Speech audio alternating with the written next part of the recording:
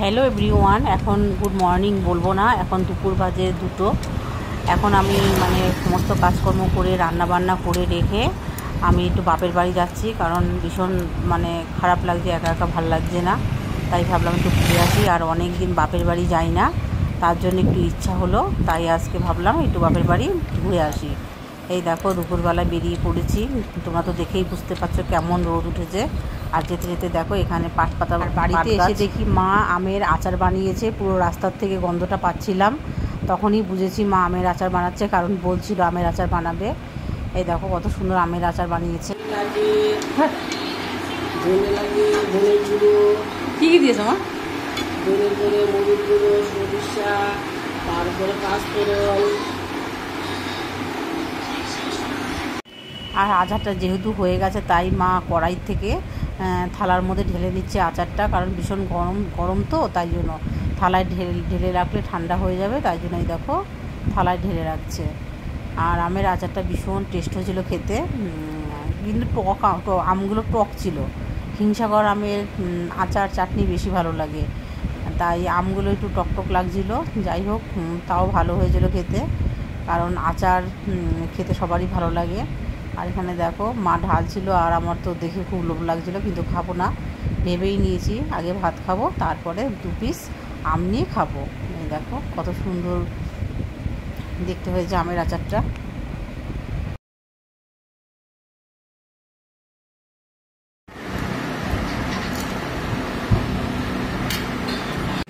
দেখো আমের আচারটা নামানোর পর মা আমাকে ভাত দিয়ে দিল।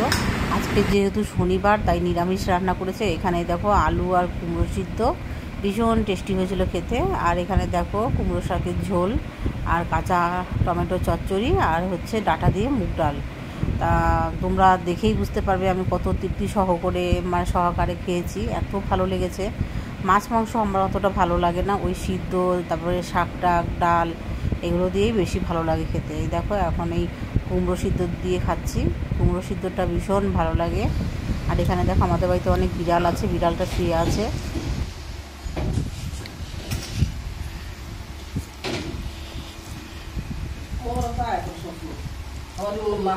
অল্প একটু মা, 2টা শুধু আম, কেমন টেস্ট হয়েছে তাই।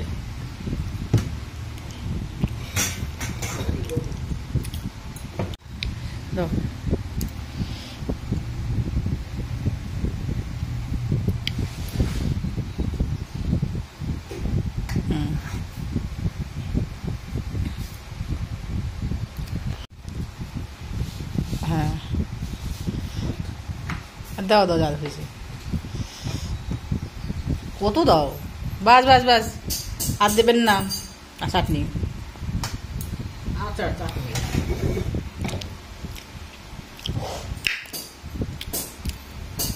দেখো দুপুরে খাওয়া দাওয়ার পর ছাদে চলে গেছিলাম। এখানে ছাদে লজ্জাপতি গাছ আছে, তাই পাতাগুলোকে টাচ করছিলাম, আর পাতাগুলো দেখো লজ্জা পাচ্ছে। আগে এই গাছটা ছিল, তারপরে যাই হোক মরে গেছে, তারপর আবার লাগিয়েছে। আর এখানে দেখো ছাদের উপরে টবের মধ্যে কিছু কিছু গাছ লাগিয়েছে। এই যে হলুদ রঙের ফুলটা কত সুন্দর লাগছে, ফুটেছে বগেনভেলিয়া, ভালো ফুলটা বেশ। আর এখানে অনেক ভালো সুন্দর সুন্দর কালারের নয়নতারা ফুল গাছ আছে, জবা ফুল গাছ, তারপরে টাইম ফুল, রক্তগাঁদা, অনেক ফুল গাছই আছে। তাই ভাবলাম খেয়ে দিয়ে যখন ছাদে এসেছি, এই দেখো এটা কাঞ্চন ফুল, সাদা রঙের হয়, ভীষণ সুন্দর। আর গাছে অনেক আমও হয়েছে।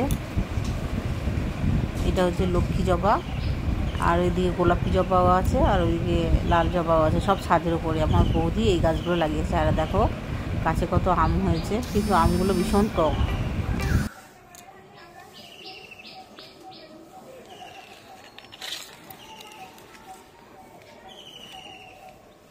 তারপর ছাদে গাছগুলো দেখে নিচে নেমে একটু ঘুমিয়েছিলাম।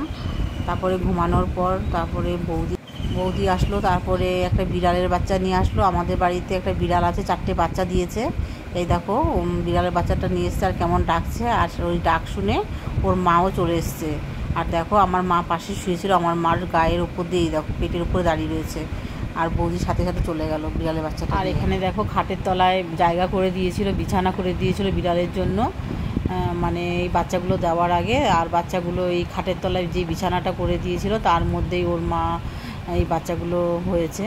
আর বাচ্চাগুলো এই দেখো কী সুন্দর খাটের তলায় শুয়ে আছে। তা আমি তো দেখিনি বাচ্চা হওয়ার পরে বিড়ালে, তা খাটের তলায় এই দেখো এখন মিলে। হ্যাঁ, 4টে বাচ্চা দেখো, 2টো হলুদ রঙের আর 2টো কালো রঙের।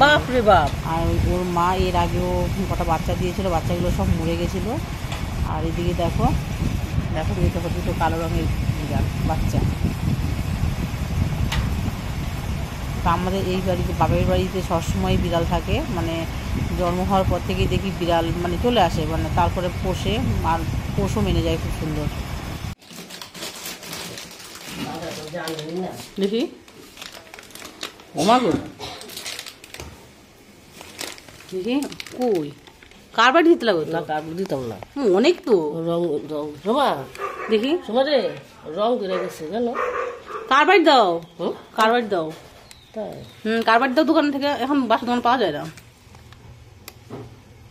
দেখো এখন একটু আমি রেডি হয়ে নিয়েছি।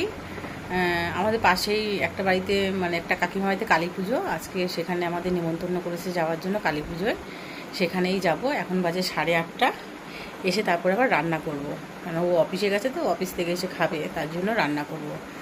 তাই এখন আমি ওই যেখানে কালী পুজো হচ্ছে যে কাকিমার বাড়িতে, সেখানে এখন যাব, তাই রেডি হয়ে নিয়েছি।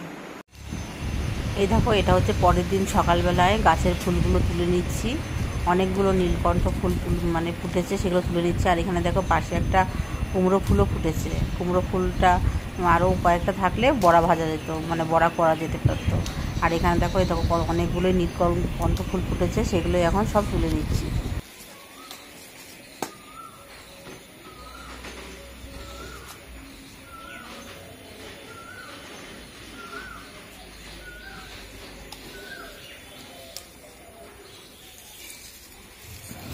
আর দেখো কুমড়ো গাছটা বৃষ্টির জল পেয়ে কত বড় হয়ে গেছে, চারিদিকে ডালপালা ছড়িয়ে গেছে। আর এখানে দেখো একটা কুমড়ো গাছের ডাল হয়েছে, তোমার চলে এসছে, সেখানে একটা কত বড় কুমড়ো হয়েছে। এই কুমড়োটা মনে হচ্ছে হবে, নষ্ট হবে না দেখে মনে হচ্ছে, এর আগেটা এখানেই হয়েছিল, নষ্ট হয়ে গেছিলো। তোমাদের যদি ভিডিওটা ভালো লাগে তাহলে লাইক, কমেন্ট, শেয়ার আর সাবস্ক্রাইব করে দিও। দেখা হচ্ছে নতুন একটা ব্লগে। টাটা।